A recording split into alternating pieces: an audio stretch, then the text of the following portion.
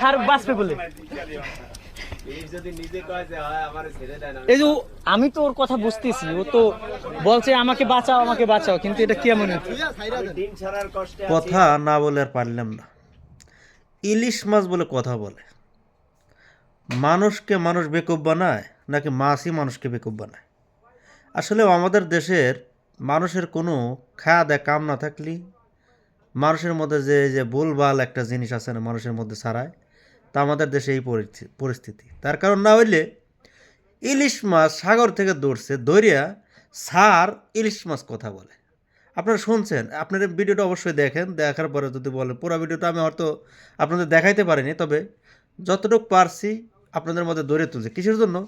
ইলিশ মাছ বলে কথা বলে।